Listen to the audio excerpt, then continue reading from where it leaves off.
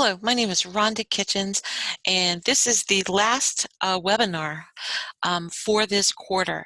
We're going to start over again in April. If you missed any, this one's a little bit odd. It's good for staff and faculty, students, people of all walks of life, and it's about one, two, three, I think five different tools that are free or low cost or have a free component that you can then upgrade if you'd like to do so. And these are good for making presentations, doing things in class. If you're trying to send something and want to post something to Facebook that's more attractive or something to LinkedIn, these are the 5 tools that can really make things happen for you. The first one is called ThingLink. It does have an educator section where you can get a lot of free things or low-cost things, but you can also get free things. And what it does is it augments reality, which sounds awesome, but you can take an image, a video, or other things and add other videos or thoughts or notes or other things to it. I've used it standing up in a class, and I use the different pieces almost like a slideshow, and I go from one thing to another. Scrumbler is an online whiteboard, and you can set it up quickly. It's free. I have to tell you, I did use it with over 20 people. Not recommended, but if you have a small group or an online group situation, Scrumbler can be really, really cool to use. I'm going to show all of these to you after I go through the list. I also want to show you some really great things to look at in terms of Google Forms, or this would be the same thing as SurveyMonkey or something else you've seen, but it has a great a great utility. Oftentimes we need to visualize or quantify our data, and you're trying to figure out how can I show that these things happen with pie charts or graphs or other things.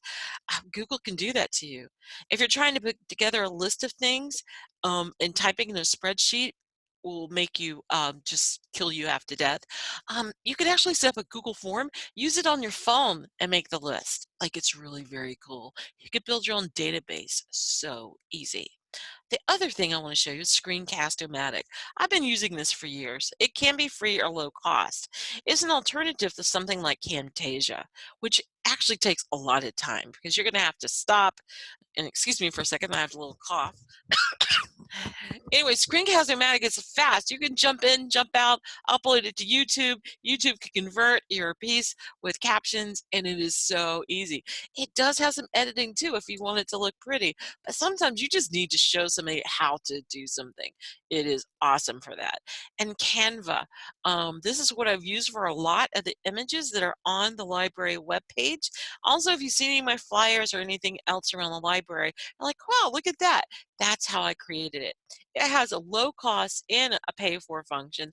I actually pay for it because it does so much work for me. It's amazing. If you're trying to think of a high cost piece that goes with that, that would be something like a publisher tool, but it's better than Microsoft's publisher. And it's a little bit like Adobe, but far easier to use. And they started doing t-shirts too, which I have actually made a few. So that's what we're going to go over. I'm going to kind of move this over so I can look at it and make sure I follow through. The first thing is I want to show you about ThingLink. I want to show you how it works. I use it here on Scholarly Articles. Do you see how these pieces appeared? You could actually make these bigger too. I think I might have done that once. Some didn't happen. But when I'm doing teaching in the classroom, and also I want to be able to see this illustrated over here, I'll be able to say, hey, this is the title.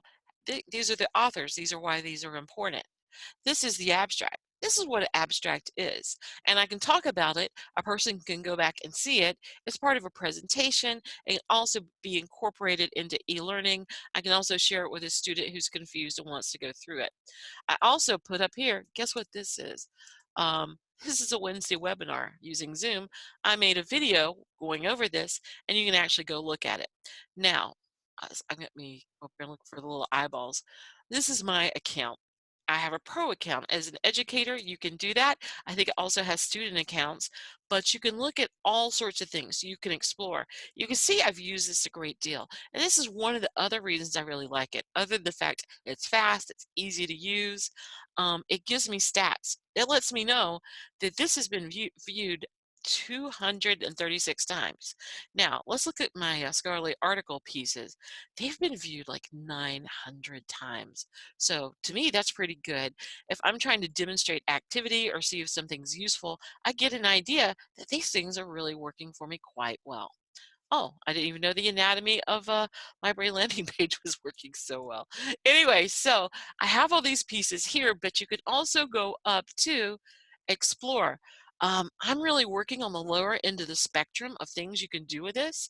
And here you can see it's used for anatomy, different geography type things, all types of visualizations. And you can click in here and kind of look at it and say, oh, this is what they did, and see what you can create for yourself.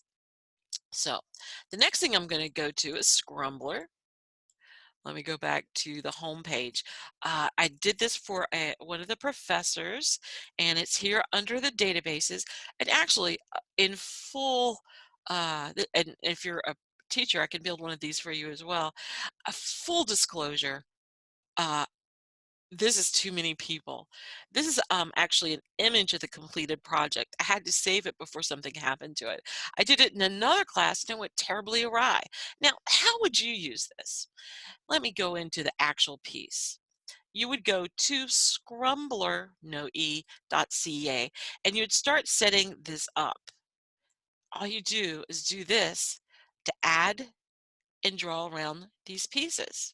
Isn't that really easy? And you can do this in real time. Suppose you have a group project and you want to like come up with keywords or figure out who's going to work on what, or if you're working kind of together but not talking to each other, you could put up things that you found or ideas you had, and you can have all these different sections, and this is free and easy to use, and it changes in real time. This is great to save things to, in this case, it actually served as a resource to come up with different ideas about different topics to come up with keywords. So free, easy to use. Don't use it with over 20 people.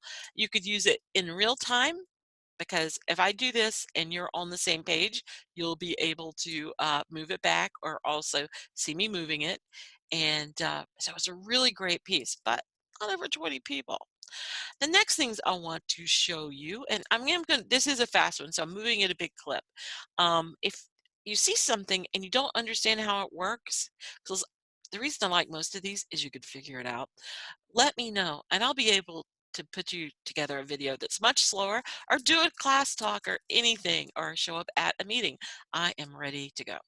So if we're going over here to Google, I want to make sure, I hope you do have a Google email. It has so much utility. Suppose you have, let's just sign in, Google, you're signed in your Google Chrome, you go over here and you're going to have Google Drive. Many of you may have used this in elementary school or used it from time to time, or when you didn't have access to Word or other things.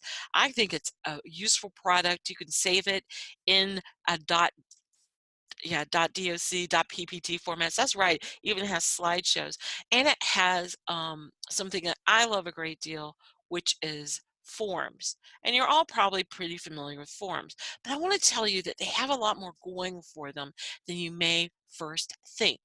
Again, these are really easy to build. You just click plus and you add your pieces down here. Many of us have been doing these for years, but have you been doing this?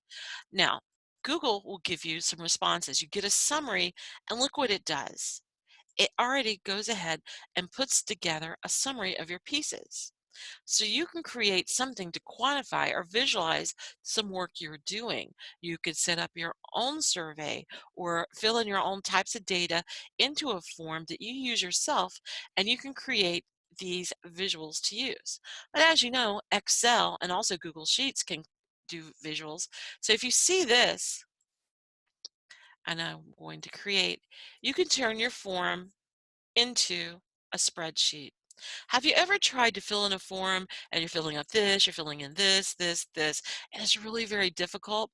Or if you're trying to build a database of email people at an event or something like that, just imagine this. If instead you set up a form asking for all the information and it fed into a database and you didn't have to retype it or anything, it was already ready to go. Some of you are going to be very excited about what I said. Others, you may be but I did do a LinkedIn type presentation in the past week for some job fairs. And one of the big things that we need to do when we talk about our own work is to be able to create visualizations and quantify what we do, how we do it, and how effective we might be. And things like this are really very useful. They're very fast, easy to use, and yes, they are absolutely free. Another product I use, again, it's called Screencast-O-Matic. Kind of look up here, you'll see how it's Screencast-O-Matic and is a video creation for everyone. You might get some freebies for education or low cost. Sign up for free. It may limit you to like how long or how many minutes you can use or things like that. I did buy a very, very low cost piece. You can look at the pricing here, but you can get a lot done. The reason I might use this than some of the other products that are out there is this is fast. Like you can like um let me I'm not sure these things are going to compete. They may. If I go here to record, you'll see how this launches here.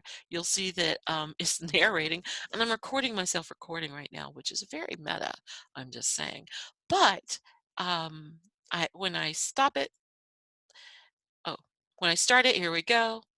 It's ready to record. I can see how many minutes. This is really great when I want to show you how to log into this. I want to show you how to do this. Hey, I got lost and this is what I did. And you can send it to your teacher. You can send it to students. It's very easy to email. It's going to take you to a specific place. You can save or upload. If you don't have an account, go ahead and save it, and it saves to an MP4, and it does have some other options.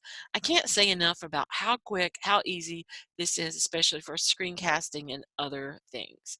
And now it may kind of stick here for a while, but let's move along, because yes, I told you this one's going to be really fast. Canva. Oh, so this might take a while. Sorry about that. I will take you to that part, and I'm going to delete. So this is Canva. It has a lot of things that are free, so you don't necessarily have to do it. But this is my designs. I have all these designs that I've used. I can resize them, I can change them, I can share them. I have them on the cloud so I can get to them any place I'm at, and it has so many templates. You don't have to be really highly skilled at it. You could just go, oh, I need to design a flyer. And you're going to come here and it's going to give you all these options. Like, oh, this is quite clever. Let me look at this. I'm going to change it. And I'm going to put use your template. Sorry about that. And I come here and just like Word, I can come in here and change it and make any sort of changes I need. I'm going to have a bunch of different icons. I'm going to be able to duplicate some things. I'm going to be able to change the font on it. I'm going to be able to come over here and pull in elements. You can tell which elements are free or not. Again, I have the high-powered things, but this is Pro, and this is free. So if you were to use this, it would cost you nothing, and you can instantly add it to your piece as an enhancement. And you see these move really easy. And you can add text, you can add photos, you can actually upload your own photos to use in this. And it's really beautiful. Hey, and there's Sarah Bauer, our chemistry instructor. I did a piece here that highlighted some of the work she's doing. And that is Canva. So I hope you kind of like, now that you've seen Canva, you understand this is how I rebuilt the website. These sliders are all the same size, and I was able to kind of maintain some sort of look so they don't look too chaotic, but you can see they're the exact same size and they do have a look of uniformity. I also created these pieces down here. So they're not just good for creating things that you might need for a flyer. You can create pieces that you could add into I want to say Desire to Learn, Canvas, and this is called Canva. And you can also build websites, create t-shirts, and all sorts of other really clever, amazing things. So These are 5 tools I'd really like you to remember. I'm going to turn this into a web page actually, so I'll be sharing that and it'll be attached to wherever I place this video, including on Facebook, LinkedIn, and other places. But if you want to spend your spring break, because I'm recording this in March, think about these 5 tools to learn while you're on spring break to enhance your learning, your sharing, your presentations, your work life, your personal life, and your academic life. ThingLink, Scrumblr, Google Forms to visualizations or spreadsheets, Screencast-O-Matic, and yes, my favorite, and I do buy the premium, Canva. I hope you really like this presentation, and the next 5 tools will be held at the end of the spring quarter, and I will have 5 other new things. I hope you found this helpful, and make sure to share and sign up for Wednesday webinars. We start again in April. Thank you.